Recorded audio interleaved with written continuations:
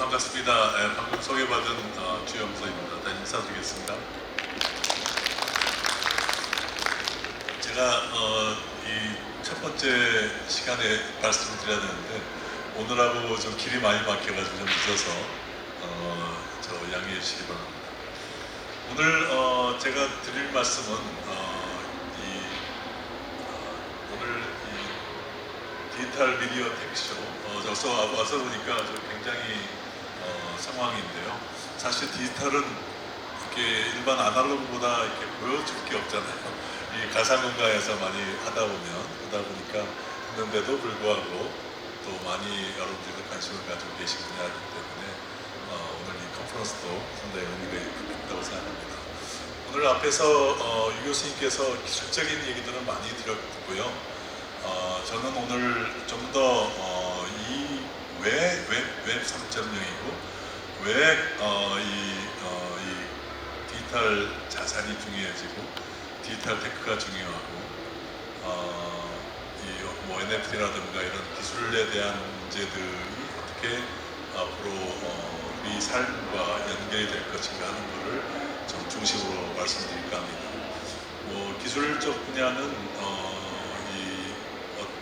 앞으로도 아마 다른 분들께서도 많이 설명해 주실 거라고 생각합니다. 우선 오늘 먼저 좀 강조드리고 싶은 거는 우리가 어떤 세계에 살고 있는가, 지금 이 세계는 어떤 세계인가를 이해를 하셔야 그 속에서 이런 디지털 트랜스포메이션이나 디지털 테크놀로지나 디지털 에셋을 비롯한 여러 가지 새로 나온 추세들이 어떻게 연관이 되는가 하는 것을 이해하시는 게 가장 중요할 것 같습니다. 그래서 그걸 오늘 중심으로 15분 정도 말씀드리겠습니다. 우선 이제 세계는 지금 초변화, 대전환 시대라고 우리가 얘기를 하죠. 아마 요즘의 변화는 항상 변화하지 않는 시대는 없었지만 요즘 변화는 아마도 전무후무한 역대 우리가 이렇게 큰 이런 규모의 이런 속도의 이런 범위의 변화는 없었던 것 같습니다. 뭐 지금 보신 대로 경제 환경, 특히 여기에 4차 산업혁명, 또 저성장 유동을, 그리고 이제 기술의 변화, 기술이 뭐 눈부시게 바뀌고 있죠. 기술 없이는 이제는 아무것도 안 되는 그런 과거의 지정학이 이제는 기정학 또는 기경학이라는 말이 나올 만큼 기술이 모든 게 중심이 되고 있고 엄청나게 변하고 있고요. 그리고 무엇보다도 사람이 바뀌고 있다는 게 MZ세대, 알파 세대에서 계속 특히 디지털 네이티브라고 하죠. 40세를 기점으로 해서 그 전에는 어떻게 보면 이제 좀 우스갯소리로 디지털 이미그런트고, 그러니까 디지털 이민 세대고 40세 이하는 디지털 원주민인 거죠. 디지털 네이티브. 그래서 그만큼 이제 그 40세 기점으로 해서 생각이나 어떤 그 철학이나 모든 어떤 그게 달라진다 하는 걸 의미하는 건데요. 그래서 요즘 MZ세대, MZ세대 얘기하는 거죠. 근데 MZ세대 다음에 오는 알파 세대, 베타 세대는 아마 MZ세대하고 또 다른 새로운 어떤 사람의 변화가 이루어질 것 같고요. 그 다음에 이제 자본주의도 지금 과거에 시장 중심, 혁신 중심에서 워낙 양극화가 심해지다 보니까 이 포용적 자본주의로 지금 많이 바뀌고 있고, 그러한 추세가 기업의 역할에도 영향을 줘서 ESG라고 하는 기업이 그냥 돈만 모으면 되는 존재가 아니라 사회의 뭔가 일원으로서의 역할을 다 해야 한다는 그런 측면, 또 코로나 팬데믹이 또 모든 걸 좀 다 바꿨고, 거기에 또 추가해서 과거 수십 년 동안 하나의 뭐라고 하나요? 그런 대탕트, 그래서 좀 이렇게 화합의 시대, 공존의 시대, 협력의 시대였다가 이제 특히 미중 갈등, 그리고 또 우크라이나 전쟁을 통해서 신냉전 시대로, 대결의 시대로 급격하게 바뀌고 있고요. 이런 미중 갈등 문제는 아마 앞으로 30년 정도는 최소한 갈 거라고 보여지는, 그래서 신냉전 시대는 앞으로 상당히 오랫동안 유지될 거기 때문에 상당히 많은 변화가 예상이 되고, 또 거기에 또 기후 변화 문제, 특히 2050년까지 탄소 중립, 소위 해서 넷제로라고 하죠. 탄소를 배출하는 거하고 흡수하는 거를 동일하게 해서 순배출 제로를 만든 건데, 탄소 배출, 흡수는 그렇게 흡수할 수 있는 CCUS 같은 기술이 급격히 개발될 가능성이 약하기 때문에 우리가 현재 지금 쓰고 있는 에너지를 거의 한 10분의 1로 줄여야 되는 엄청난 도전이 이 모든 산업계에 지금 직면하고 있습니다. 그래서 이러한 것들이 전부 다 이 세계에 큰 변화를 만들고 있고, 그 변화가 결국 대전환을 만들어야 되는데, 다시 얘기하면 기업 입장에서는 디지털 대전환을 해야 되고, 또 그린 대전환, 에너지 환경 문제에 대한 확실한 이 변화를 만들어야 되고, 또 인류 문명이 뭐 비대면이라든가 이런 코로나, 포스트 코로나에 대한 문제만이 아니라 아까 신냉전 문제라든가 완전히 세상의 그 어떤 그 질서가 달라지는 그런 문제에 대한 대응이 3대 대전환이 필요한 거로 보입니다. 그리고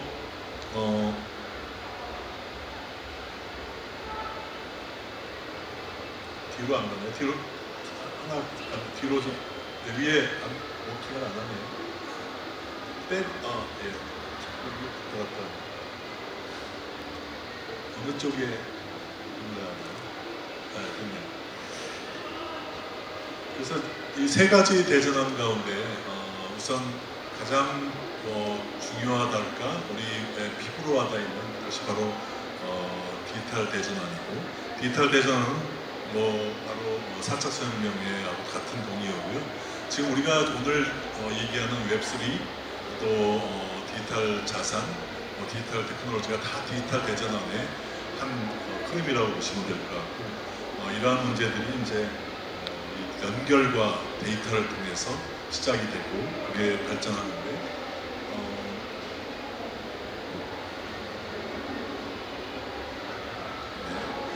그 디지털 대전환은 크게 세 가지의 서브셋이랄까요, 부분 집합이 연결되어 있는 건데, 우선 가장 기본적인 건 디지타이제이션, 그러니까 모든 걸 디지털 데이터화하는 거죠.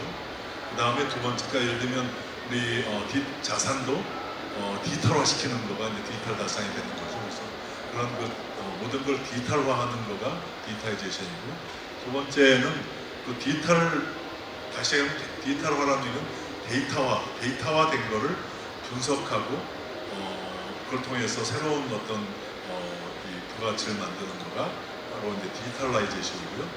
근데 이제 디지털 대전환이라고 하는 거는 디지타이제이션과 디지털라이제이션은 물론이고, 중요한 것이 이 트랜스포메이션, 대전환을 해야 되는 거죠. 그러니까 특히 뭘 대전환하냐면 비즈니스 모델을 바꾸는 거예요. 그러니까 비즈니스 전략을 다 바꾸는 거고, 그렇기 때문에 이런 그 웹3라든가 이 디지털 자산이 사실상 이 디지털 대전환의 한 서브셋이라고 보시면 될 것 같고요. 그다음에 이제 그런 과정에서 굉장히 크게 대두되고 있는 게 바로 이 커스터마이제이션, 퍼스널라이제이션.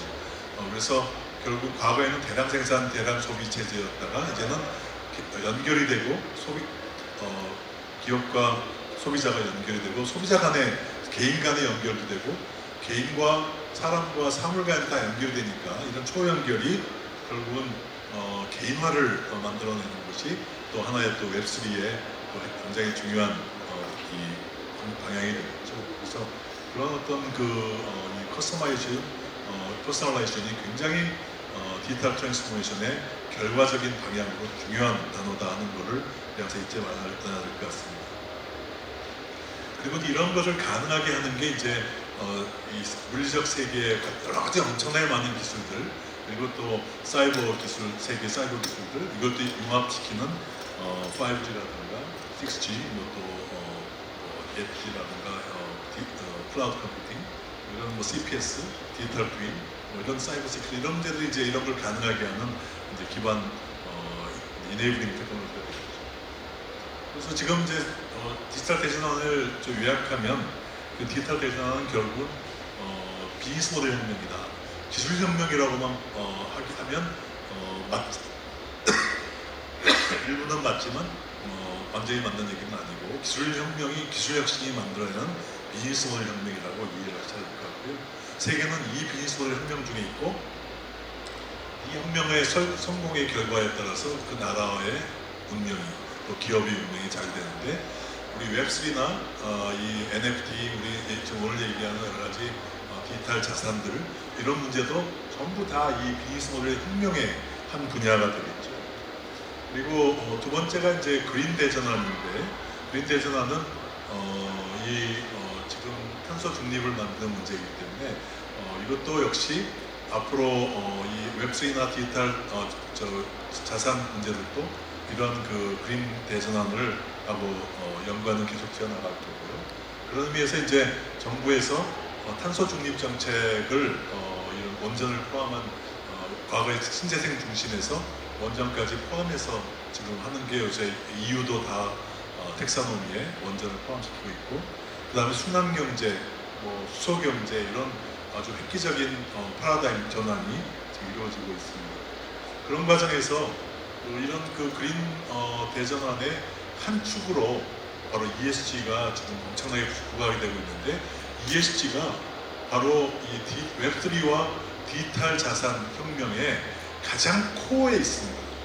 그래서 이 ESG하고 도대체 디지털 자산 혁명과 무슨 상관이 있다는 거냐 하는 거 오늘 제가 드릴 말씀의 핵심인데요.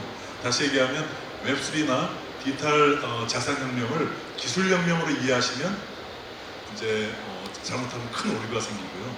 이게 어떻게 세상을 바꾸는 힘이 될까 하는 걸로 이해하시려면 ESG와 결부를 생각해야 하는데 ESG라는 것은 잘 아시는 대로 환경, 사회, 지배 구조를 고려해서 이 경영을 하는 거고요. 결국은 사회의 지속 가능성, 사회의 어떤 건강, 스마트함, 안전함 이런 거를 지향하는 거잖아요. 그래서 이런 문제가 중요하고요. 그 다음에 이제 인류혁명 대전환은 시간 관계상 생략하도록 하겠습니다. 이건 포스트 코로나 뉴노멀인데 이게 아까 말씀드렸던 대로 디지털 트랜스포메이션을 그냥 10년 걸릴 걸 1년 만에 당겨버렸고 그리고 또 이걸 통해서 글로벌 공급망이 완전히 재편되고 있고 또 비즈니스 모델 혁명이 또 지속되고 있습니다.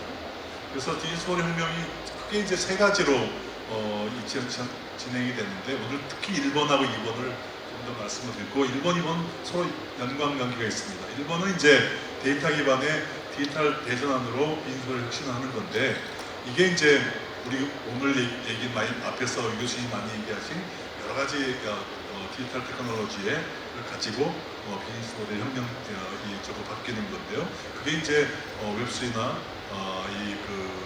디지털 자산 혁명에도 기반적인 코어 테크놀로지가 되겠죠. 그 다음에 두 번째가 이제 ESG 기반으로 비즈니스 모델 혁명이 일어난다 하는 건데 특히 두 번째를 좀 더 부각해서 말씀을 드리면 ESG 열풍이 왜 생겼냐면 세 가지 이유 때문에 그렇습니다.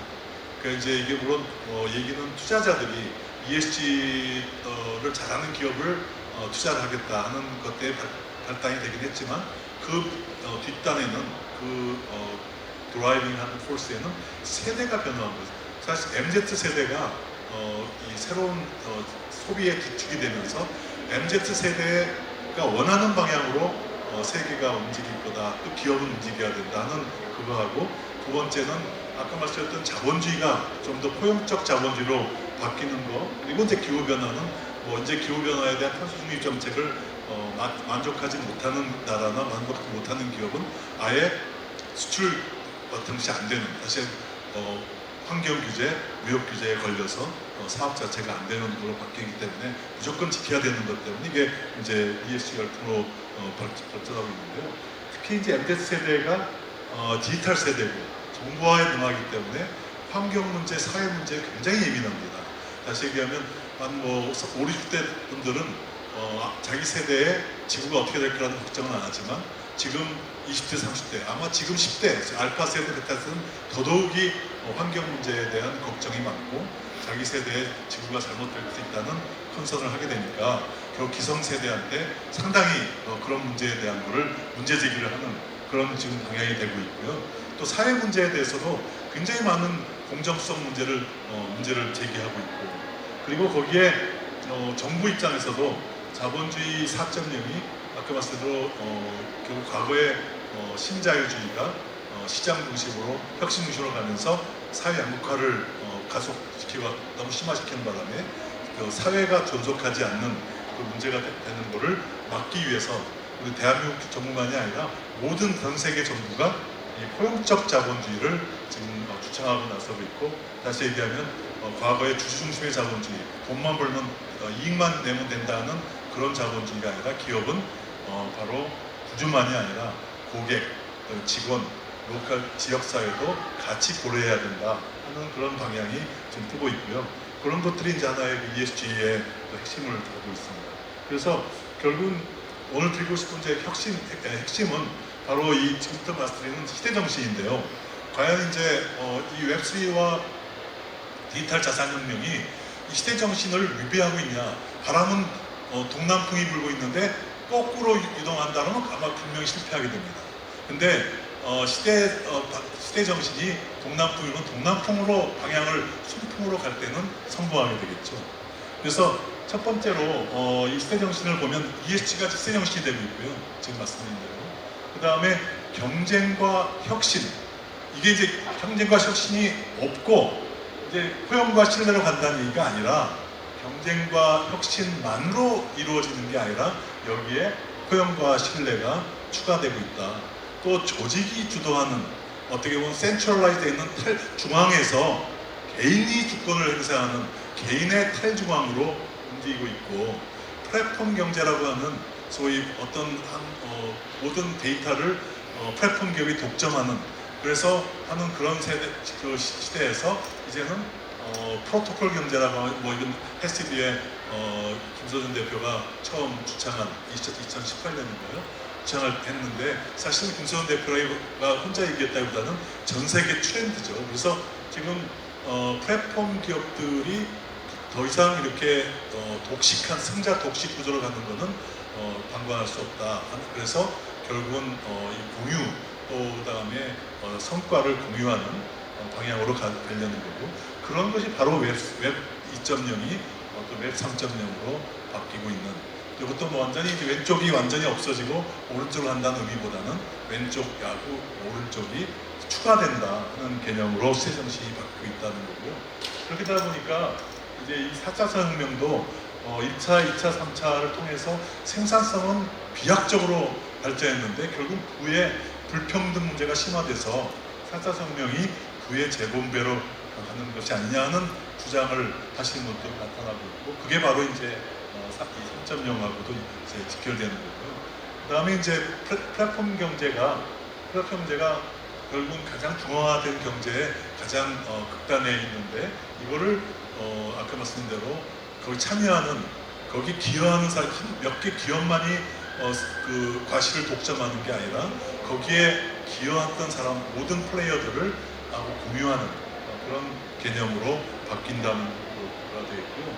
그게 이제 바로 웹 3.0의 기본 정신이죠. 그래서 지금 웹 1.0은 뭐 단방향이고, 다시금 위에서 다운로드만 받는 거고, 그 다음에 웹 2.0은 다운로드, 업로드가 쌍방향으로 이루어지는 거고, 3.0은 쌍방향으로 이루어지면서 거기에 기여하는 사람들의 블록체인을 이용해서 기여하는 사람들한테 성과를 공유하겠다 하는 그런 개념으로 가고 있고요. 그게 바로 지금 모든 웹 경제의 그 흐름으로 가고 있습니다.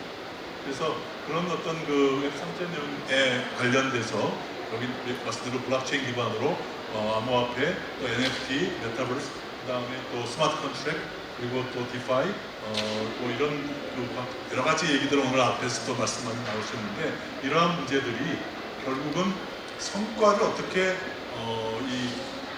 일부가 독점하는 게 아니라 공유할 거냐, 공정하게 분배할 거냐 하는 걸로 되고 있고요. 그런 것이 이제 바로 앞으로 새로운 블록체인 기반의 신산업을 만드는 게 바로 이 금융 쪽에서 또 비금융 쪽에서 뭐 모든 분야에서 이런 스마트 컨트랙트 기반의 이 공정한 분배, 공정한 어떤 포용 경제를 만들어내는 방향으로 가고 있다고 보겠습니다. 그래서 오늘 드릴 말씀은 이러한 그 시대 정신을 이해하고 이 시대 정신을 모든 비즈니스 모델의 기본에 깔고 기본에 깔면서 거기에 이제 자기의 특유의 차별화된 비즈니스 모델, 비즈니스 전략을 만들어갈 때 결국은 이 시대 정신과 부합된 결국은 성공 사례가 나오지 않을까 생각합니다. 이 기본 정신에 위배되면 상당히 어려워지는 문제가 된다고 다시 말씀을 끝으로 드리고 결국은 이 초등학 시대의 이 새로운 시대 정신, 지금 말씀드린 시대 정신이 바로 웹3 디지털 테크와 디지털 자산 혁명을 내 미래를 만든다 이렇게 말씀드리겠습니다. 네, 감사합니다. 네, 감사합니다.